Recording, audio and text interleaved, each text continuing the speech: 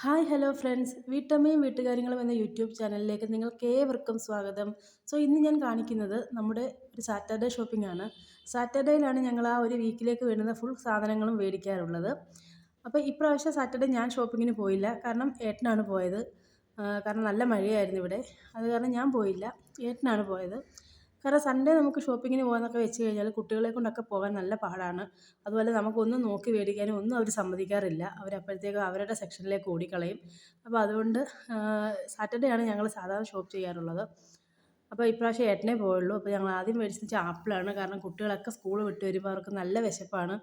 അപ്പം പാലിൽ വെച്ചിട്ട് ഞാനിങ്ങനെ ജ്യൂസ് അടിച്ചൊക്കെ കൊടുക്കും മഴയല്ലാത്ത സമയങ്ങളിൽ. അപ്പോൾ അതാണ് മേടിച്ചത്. പിന്നെ ഇതിൻ്റെ പേരെന്താ ബേറാപ്പിൾ എന്നോ അങ്ങനെ എന്തോ പറയുന്നത് കേട്ടു. ഞാനിത് കഴിച്ചിട്ടില്ല, ആദ്യമായിട്ടാണ് ഇത് മേടിക്കുന്നത്.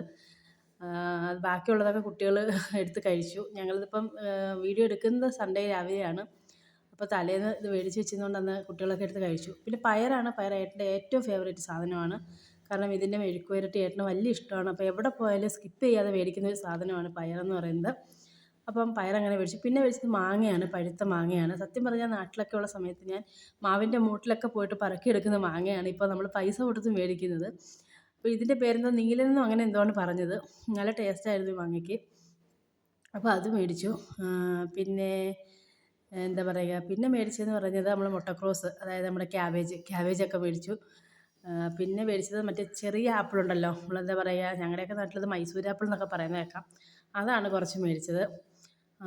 പിന്നെ പിന്നെ മേടിച്ചത് നമ്മുടെ സ്വാഭാവികമായിട്ടും മേടിക്കുന്നത് നമ്മുടെ സവാളയും കിഴങ്ങുമാണ്. നമ്മൾ സവാള ഇടാതെ ഒരു കറിയില്ലല്ലോ, അപ്പോൾ അതുകൊണ്ട് തന്നെ സവാളയും കിഴങ്ങും ഒക്കെ മേടിച്ചു.